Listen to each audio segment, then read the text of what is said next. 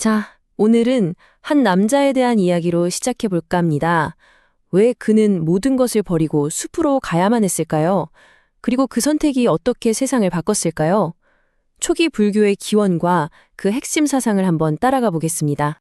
이야기의 시작은 정말 근본적인 질문 하나에서 출발합니다.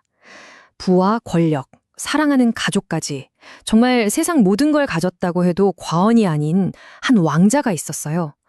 그런데 대체 왜 그는 자기가 가진 모든 걸 버리고 떠나야만 했을까요? 그의 선택을 제대로 이해하려면 먼저 그가 어떤 사람이었고 또 어떤 세상에 살았는지부터 들여다봐야겠죠? 자, 시다르타 왕자의 이야기 속으로 한번 들어가 보시죠. 그는 말 그대로 부족함이라는 걸 모르고 자랐습니다. 상상할 수 있는 모든 걸 다 가졌다고 보면 돼요. 아름다운 아내, 사랑스러운 아들, 그리고 앞으로 그가 이끌어갈 왕국까지 그야말로 완벽한 삶이었죠. 하지만 그 완벽했던 삶이 송두리째에 무너져 내리는 순간이 찾아옵니다. 성문 밖에서 그가 마주한 건 늙고 병들고 죽어가는 사람들의 모습이었어요. 피할 수 없는 인간의 고통, 바로 생로병사의 현실을 정면으로 마주하게 된 거죠. 이 엄청난 충격 앞에서 그는 더 이상 예전처럼 살 수가 없었습니다. 그의 출가는 모든 걸 포기하는 도피가 아니었어요. 이 거대한 질문의 답을 찾으려는 필연적인 여정의 시작이었습니다. 자, 그런데 여기서 정말 흥미로운 지점이 하나 있어요. 시타르타의 이 깊은 고민이 사실 그 혼자만의 것은 아니었다는 거죠. 그가 살았던 시대는요, 인류 역사상 가장 지적으로 뜨거웠던 시기 중 하나였습니다. 이 시대를 두고 역사학자 칼 야스퍼스가 추계 시대라는 아주 멋진 이름을 붙였습니다.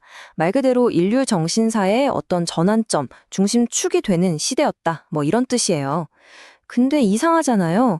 당시엔 지금처럼 인터넷이나 비행기가 있었던 것도 아닌데 어떻게 전 세계에서 비슷한 고민들이 터져 나올 수 있었을까요? 이거 한번 보세요. 정말 신기하지 않나요? 인도에서는 붓다가, 저 멀리 중국에서는 공자가, 또 그리스에서는 탈레스 같은 철학자들이 거의 같은 시기에 활동했습니다. 서로 연락을 주고받은 것도 아닐 텐데 말이죠. 마치 약속이라도 한 것처럼 인류의 근본적인 질문들을 던지기 시작한 겁니다. 그야말로 전 지구적인 생각의 빅뱅이었던 거죠. 아니, 그럼 대체 무슨 일이 있었길래 이렇게 전 세계적으로 사상의 혁명이 동시다발적으로 일어난 걸까요? 그 답은 당시 사회의 아주 급격한 변화에서 찾을 수 있습니다. 자, 그 과정을 한번 따라가 볼게요. 모든 건 농업 생산력이 늘어나면서 시작됩니다. 먹고 남는 게 생기자 이건 내 거 하는 사유재산 개념이 등장하죠. 자연스럽게 가진 자와 못 가진 자, 즉 계급과 불평등이 생겨났고요. 결국 한정된 자원을 차지하기 위한 끔찍한 전쟁이 끊이지 않았습니다. 이런 극심한 혼란 속에서 사람들은 간절히 원하게 된 겁니다. 이 불안과 고통을 끝내줄 새로운 질서, 새로운 사상을 말이죠. 이런 시대적 고민을 동시대의 또 다른 거장이죠. 공자의 말에서 아주 잘 엿볼 수가 있습니다. 불안과 환불균.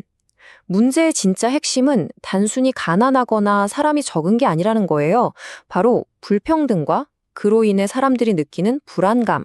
이것이야말로 진짜 문제라는 통찰이었죠. 이건 비단 공자뿐만 아니라 추계시대 사상가들이 공통적으로 파고들었던 문제의식이었습니다. 자, 이렇게 공자 같은 사상가들이 사회적인 해법을 찾고 있을 때 인도에서는 이 고통의 문제를 설명하는 아주 강력한 세계관이 이미 자리를 잡고 있었어요. 바로 삶은 끝없이 반복된다는 윤회 사상입니다. 윤회, 말 그대로 삶이 죽음으로 끝나지 않고 내가 지은 업, 즉 카르마에 따라서 다음 생이 결정되는 어떻게 보면 좀 무서운 끝없는 순환을 말하는 거죠. 당시 사람들은 다음 생에 좀 더 나은 존재로 태어나기 위해 노력했지만 이 고통스러운 수레바퀴 자체에서 내릴 수 있다는 생각은 감히 하지 못했어요. 영원한 굴레에 갇힌 기분이었을 겁니다. 바로 이 지점에서 불교가 당시로서는 정말 파격적이고 어떻게 보면 위험하기까지 한 아이디어를 들고 나옵니다. 기존 힌두교에서는 아트만이라는 변치 않는 고유한 영혼이 있어서 이 영혼이 몸을 바꿔가며 윤회한다고 믿었어요. 이 아트만 사상은 네가 지금 이 신분인 건 다 전생의 업 때문이야 라면서 카스트 제도를 정당화하는 역할도 했죠. 그런데 붓다는요, 정반대를 선언합니다. 무아, 고정된 실체로서의 나라는 건 애초에 존재하지 않는다는 정말 엄청난 주장을 한 거죠. 자, 그럼 다시 이야기의 주인공, 숲으로 들어간 시타르타에게로 돌아가 보죠. 이 끝도 없는 고통의 순환 속에서 그는 과연 무엇을 발견했을까요?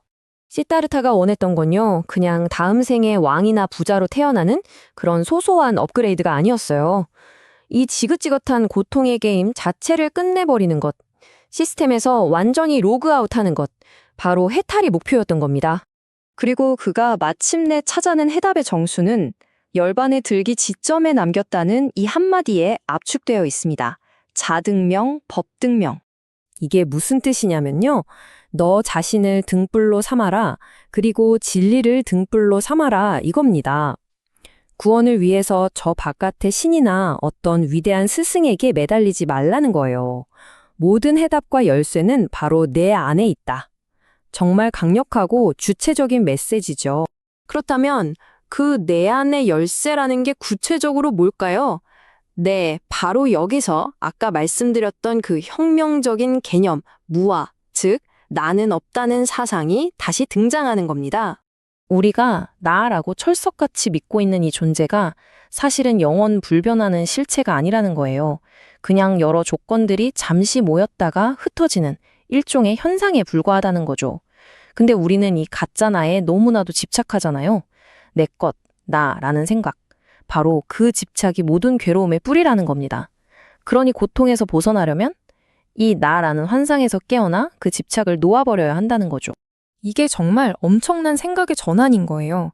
세상이 문제다. 저 사람이 문제다가 아니라 모든 문제의 근원은 사실 존재하지도 않는 나라는 것에 집착하는 바로 내 마음에 있다는 것.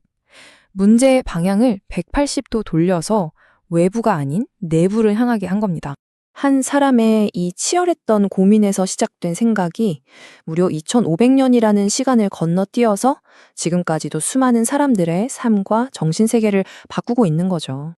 결국 이 모든 이야기는 오늘을 살아가는 우리에게 하나의 질문을 던지는 것 같아요. 2500년 전 모든 걸 버리고 떠났던 한 남자의 그 위대한 탐구가 어쩌면 여전히 불안하고 고통스러운 우리 삶에 어떤 힌트를 줄 수 있지 않을까요?